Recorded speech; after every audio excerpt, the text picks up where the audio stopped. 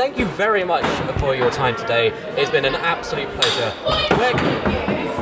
We're in Weatherspoons and it's getting wild. Weatherspoons! Hey, what's going on, guys? This is Tom from UDS, and I am here at UDS headquarters, also known as Weatherspoons, and I am joined by one member of arguably the most handsomest rock band in all the world, international punk powerhouses, Burnt Tapes.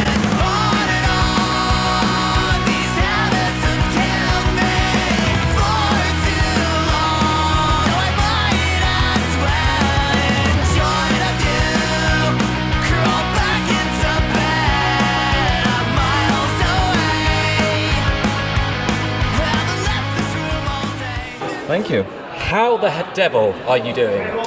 Fantastic.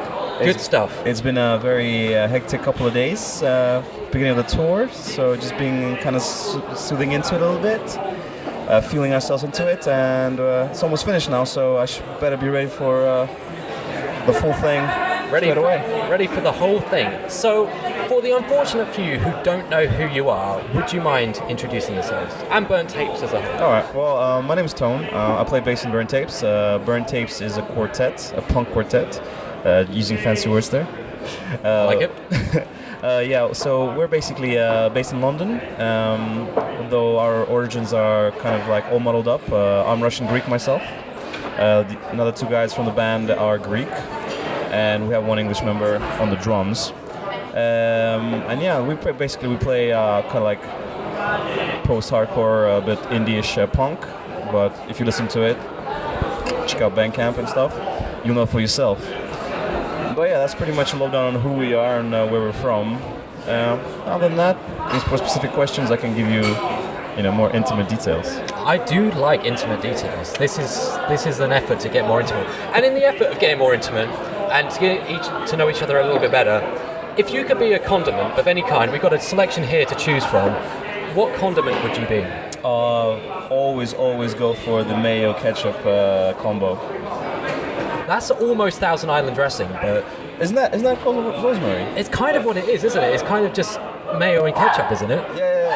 I was wondering what the hell it was. It was so tasty though. It is very good. That's probably why you like it.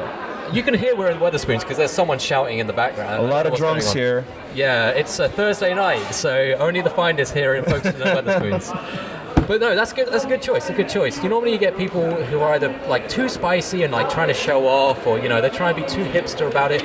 But honestly, mayo and ketchup are the favourites for a reason, because they are the best. It's a straightforward combo. It gives you good taste, and it's easy to source. It's very easy to source. That's it. Wherever you are in the world, you can rely that you can get some good ketchup and get some good egg sauce. Hells yes. That's it. I'm not speaking of egg sauce. It's almost been a year to the day since your album Never Better was released. How has it been since the album dropped? It's been very positive. I had a lot of friendly support, a lot of friends giving us the thumbs up, a lot of strangers giving us the thumbs up as well. Not much criticism. Hey, thanks, another one. I would say we are pretty much our own worst critics. So we always kind of like doubt the positive feedback that we get. It's our thing.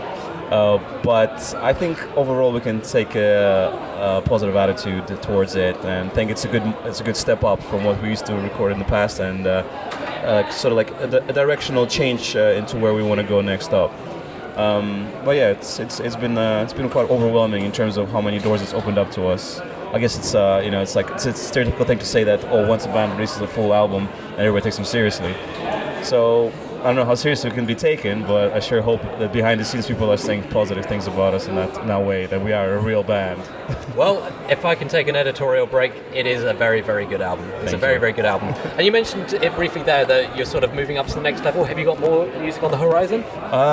Yes, we are eagerly anticipating finalizing and mastering a couple of tracks that we recorded back in November at the ranch in Southampton, and I think it will be sort of like a measurement of where we are at the point, and if there's more to come. So maybe spend a little more time in the summertime either writing or sampling some stuff out and see what we can put together. We always had a problem of taking a sweet ass time to get things done, but we're trying very hard to speed things up because there's a lot of exciting things on the horizon which I can't really say anything about yet because it hasn't been confirmed yet. All right. But when it does come, we need a banging back catalog to bring with us. Very good. Well, they say that good things come to those who wait, so it's better to be late with something perfect than rush something that's not quite there. So True. Makes sense. But you're in the midst of a UK tour with Hardcore at the moment. Awesome guys. You can check out our interview with them at our YouTube channel, youtube.com/Upside Down Shark. And how have you found the tour so far? It's been good. It's been a bit fractured in terms of going back and forth between locations. It's not your usual typical play venue, stay area, go next venue, next day. It's been like kind of back and forth between London and all the towns we've been playing. Unfortunately, we're not making enough money to not work. So, tell me about it. So unfortunately, yeah, you know all about it. No money, more problems, as they say, apparently. Yes. Yeah, that's the real saying. That's the real way, kids. Don't listen to those rappers, kids. Yeah, what do they know? We're bringing you the truth. But Boris Johnson is a racist. Excellent segue. Yes, excellent segue. No, but all the time we have spent together so far has been excellent. We've known Harker for many years now. I'm sure they've told you some of the original times that we met together. We've always been kind of compared by other people that they say, "Oh wow, you sound a bit like Harker." This was when we were kind of starting out and we didn't know who they were. And eventually, fates brought us together on several shows and a couple of festivals where we got to see each other play, and it was a really good gel. And we've been meaning for years to do something together. We just never had the time. And now is an opportunity to kind of get to know them a little better as people. And so far, I'll say they're pretty ace. Yeah, they do definitely. And I'm sure they're shown through in the interview what kind of funny people they are. They did have some very cool stories about socks and music and all sorts of things. Yeah, don't expect the same from me. But I did see on your website that you're not long off to California in a couple of months. Ooh. Is this a thing we can talk about? It was on your website, so I'm guessing it's public knowledge. It is public knowledge. We're just hoping it's not CIA knowledge. Okay, that sounds exciting. No, just there's always this worry about crossing the borders and something like this. Yeah. And in the U.S. is more than ever now is a bit intense, and being turned away at the airport is a bit of a worry for everybody. But we're gonna go there and just kind of have a good time, not get paid at all, of course. But yeah, it'll be the first time we ever visit California. It's San Diego, isn't it? Yeah. Very cool. Very cool. Well, San Diego and Tijuana. Oh, wow. I went to Tijuana last year. It is a crazy place. It's a crazy place. Right. Did you go to Donkey Show? We didn't go we saw lots of donkeys. We saw the donkeys they paint as zebras. Oh, what? Yeah, they have a thing called the Tijuana zebra, which is just donkeys painted white and black. Okay. That's a thing that you will just see along the main road in Tijuana. It is a weird place. The only advice I will give you is it's really easy to get into Tijuana. It's really hard to get back into San Diego. Yes. We had to queue for quite a while, but definitely try the burritos out there because, oh my god, south of the border, so good. Burritos are currently my favorite dish. Oh, same. I go for cycles of foods like fashion. I have this thing where I stick to something for a very long time, and then I jump something else once again. And burritos right now are so in right now with me. I have them almost every week. Where would you go for the best burrito in London? Recently, I've discovered a very good burrito in. It's a chain, but it's really good. It's called Tortilla. Yes. Yeah, and they've incorporated liquid cheese into it now, which changes the game completely. That does sound amazing. I don't think I've ever been there. I've been to Chilango's near London Bridge. That's very, very good. Yeah? I would recommend that. Yeah, okay. That's a good burrito. All right. But I can't think of a good segue from that, so I'm going to go into the next question, which is, you have a single called Things Get Weird. Yes. And so with that in mind, what has been the weirdest thing that's ever happened while you've been on tour or playing live or just as part of a band? Weirdest thing. Probably the most, I wouldn't say weird, but it was a surreal experience, was the first time ever playing in Amsterdam. We were playing in a squad. we were supposed to have a show there on our first European tour ever. It was like about 4 years ago. And 2 weeks before the tour started, we got an email from the promoter saying we had police basically rush the squad and evict people out or warrant to evict them out. And so basically the show was in danger. We were still adamant we wanted to play because we were like young and impressionable and we really wanted to do a European tour for the first time. So we were like, please can we come and play? And they're like, hey, come, but I can't. He was like, I can't promise you anything. It could be cancelled completely. It could be shut down completely by the cops. We're like in this limbo period. And so when we got there, we ended up setting up for about 2 hours, bringing a shitty little generator for electricity because there was no electricity. It was a dark room. There was only 2 bands playing, and we had 2 people in the squad. I literally thought we were gonna die. Oh no! I mean, at any point, anybody could just come in and like any psycho and just slash us up. That sounds pretty punk rock. I mean, like baptism of fire. Like, this is Europe. Okay, great. I'm not coming back again. But you did, and I mean, it's all uphill from there. So. Oh hell yeah. If you start at the bottom, that's it. You can't get any further lower down. Yeah, you got to start in the squats to work your way up to the real venues and everything. And I do like squad shows, but if it's a squad show that's well organized, well attended, hell yeah. I mean, the risk of imminent arrest is probably going to keep you on your toes the entire time. Yeah, the danger, man. Spicy danger. You got to play everything at double time just to get through the set in time. Yeah, people thought we were a skate punk band. We're not. Oh dear.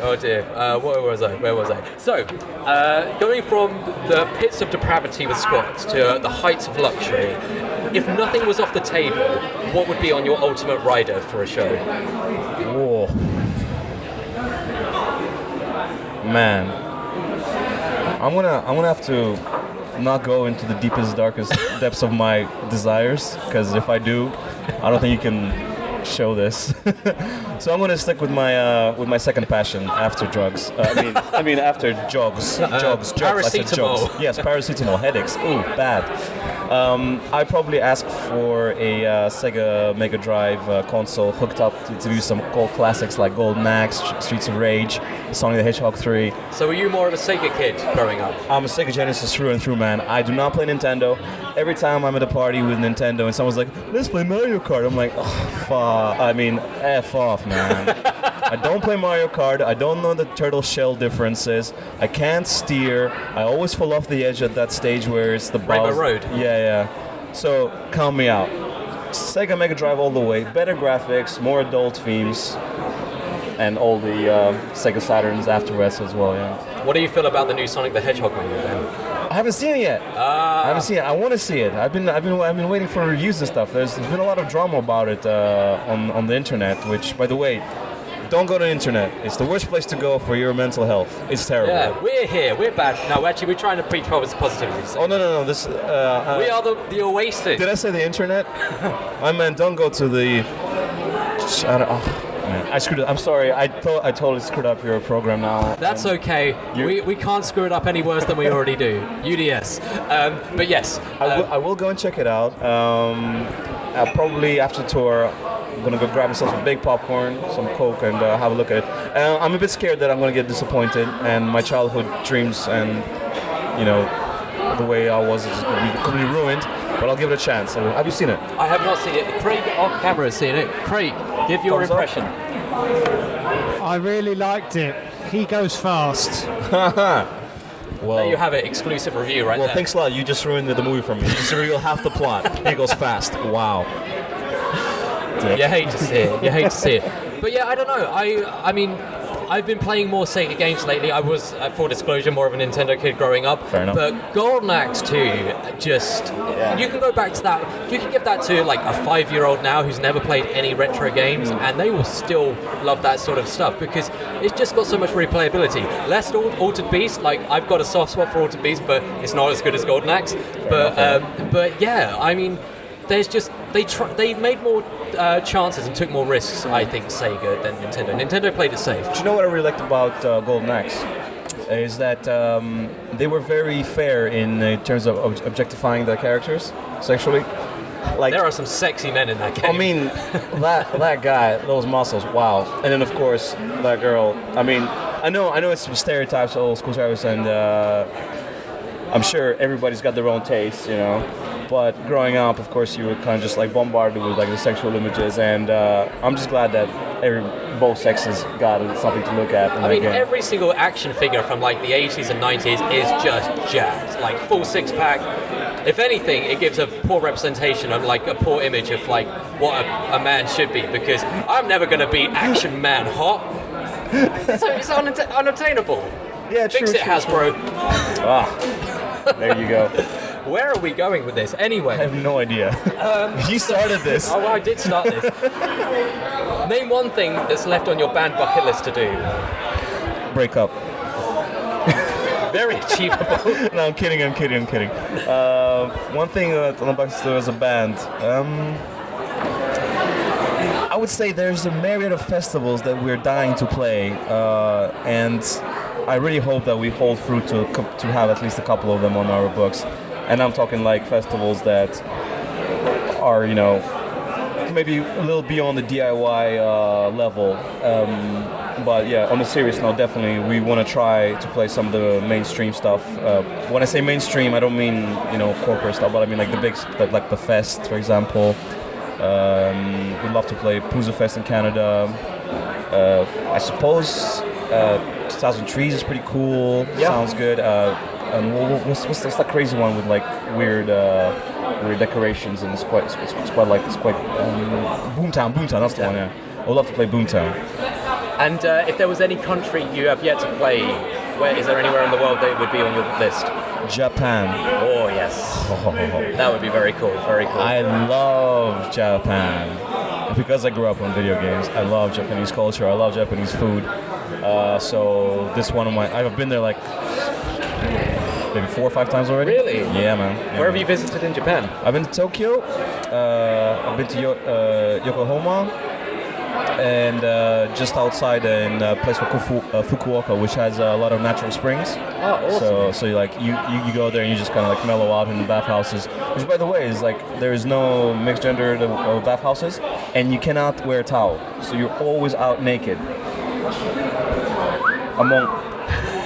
You know, it's like, yeah, here I am, just naked with many guys that do not care. And you know, it's like, it's quite refreshing not to think of nudity as some kind of a sexual thing. It's just like, you know what, I'm just letting my body breathe. You know, that's so nice. We're all the same underneath. Oh, do you want to check? Should we do that later in the toilets? Anyway, but yeah, I mean, I've never been to Japan personally, but Okinawa has always appealed to me because that's like got some of the best beaches in Japan. Oh my god, it just looks beautiful. That, and I think we're getting close to the cherry blossom season as well. Yeah, sakura. I would love to visit during then. It looks so cool. Are you much of a surfer? No, I mean, down the southeast, surfing isn't really much of a thing. I would love to go to like Newquay or somewhere in Cornwall and surf, but what about snowboarding?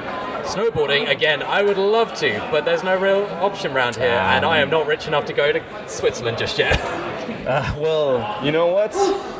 YouTube sponsored content. Patreon.com/Upside Down Shark. Pay for Tom to go snowboarding. Exactly. Please. Are you much of a surfer and snowboarder then? I'm definitely a snowboarder. I tried surfing once, didn't like it. Snowboarding though, love it. And because we're talking about Japan has some of the best powder. Oh man, it's my dream to go and play shows in Japan and snowboard in Japan, possibly at the same time. I was gonna say that would be pretty metal. You know, I always had this like idea. Why are there not? Well, it explains because it's quite expensive to get to places. But it would be sweet if there was a punk festival, in a snowboarding resort, where you can go snowboard in the day and then party up with punk music in the evening. That is a great idea because it seems to be the trend now that there's a lot of bands that are doing like cruise tours, like they'll like rent out a cruise ship. Like Code and Camry have done it, Paramore have done it. There's loads of bands that are doing that, but no one's got the cornerstone on like the ski resort market, and that feels like such a gap in them. Why doesn't Burnt Tapes do that? I feel like that would be a thing because I can imagine Burnt Tapes just set up a big bonfire in the shape of a tape in the middle of like the Alps or something. Oh man, you know what? Money aside, it's got to be a good idea. Patreon. Fund my festival. There we go. There we go. I wish, man. I really wish we could do it. One day. But speaking of aspirational things, we like to preach positivity here at UDS, and one of the ways we do that is through inspirational quotes. One of my favorites is, "I can't believe I ate the whole thing," because it works in any facet of life, and it gets you through the dark times. With that in mind, what would be your inspirational quote to share with the world? Inspirational share with the world. Well, I think one of the things that I would really like to always portray to people that perhaps are looking for some kind of advice is to grow as a person and to grow as a strong person in character and to resist adversity. So I think if there was one quote that I could like tell everybody is probably "It happens," because nothing exemplifies more than that phrase saying, you know what, the world is not ideal, it will always happen, and the most important thing is how you deal with it. Absolutely. And so that'll probably be what I would tell everybody. It happens. Just try to find the fortitude to get over it and get on with your life. There you go. What is it? The night is always darkest before the dawn, because you never know what's going to happen after that. Truth. Very good, very good. So, what does 2020 have in store for Burnt Tapes? 2020 is all about growth, progress. We have a lot of things that we need to fix among ourselves in terms of how we approach all aspects of the band, in terms of playing, recording, writing. We've never been a super professionally kind of like run band in terms of our attitude towards preparation. We always kind of like felt that last minute things were enough, but I think this year was going to be a lot of growth in terms of internally of how we are as musicians and as performers, and a lot of shows. We're planning to do a lot of good shows, doing a lot of travel. We got a little trip to Spain coming up, the US obviously after that. Sneak into America. Yeah, just for a little sightseeing obviously. Then we've got a couple of things happening in the UK with the Bristol Blues Cruise, if you've heard of that. It's going to be sick. They got bands like Restorations playing, Typesetter, I think Free Throw maybe? I'm not sure. I can't remember, but anyways, it's going to be a really sick festival. And then we got some stuff lined up in the summer as well. Wonk Fest is another cool little shindig up in London. And then moving into the fall, there's some things on the line which I cannot talk about, but it's basically going to be a lot of hectic work on preparing new things, doing it the correct way, learning, progressing, and growing. Sounds exciting. Sounds very exciting. Sounds like a busy year then. Very. So, the question we end every interview with is that we are UDS, which stands for Upside Down Shark. So with that in mind, what is your favourite shark? And it can be either fictional or real, it could be something from a movie like Jaws or Bruce from Finding Nemo, but what would be your favourite shark in the world? My favourite shark in the world? Only the hard-hitting questions here at UDS. You know, this is assuming that I know much about sharks.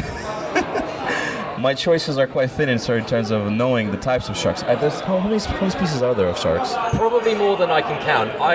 Some of my favourites are, there's the Greenland shark, because it lives for like 500 years. I'm not joking.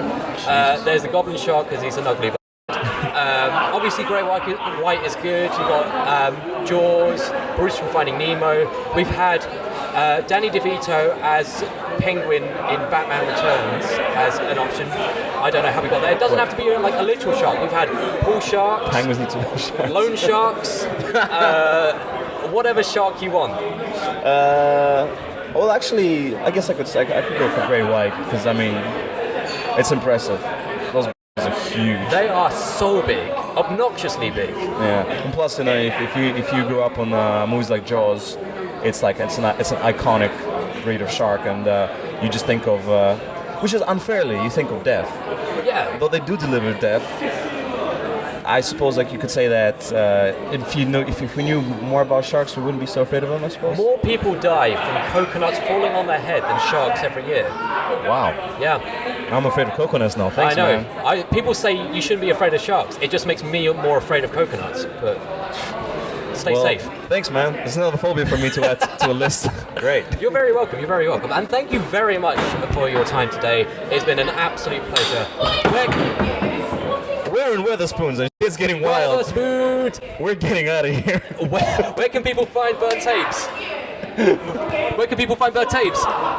Where? Yeah, where on the internet can people find burnt tapes? Oh yeah, sorry. You can find us on YouTube's and you can find us on the Facebooks and Instagram. Instagram is hot right now. We got stories every day. We got funny puns. Get on it. And thank you very much. Make sure to check him out there. We're going to make a run before we end up in some sort of confrontation. And this has been Tom from UDS. Here at Weatherspoons. I think they heard my accent. I'm not welcome here. And make sure to check us out, like, share, and subscribe. Goodbye. Been talking to myself all week. Flowers in you on repeat. Through these chewed up lips, these shaking as these fucking broken teeth. And I don't know if these lost years will find me. And if they do.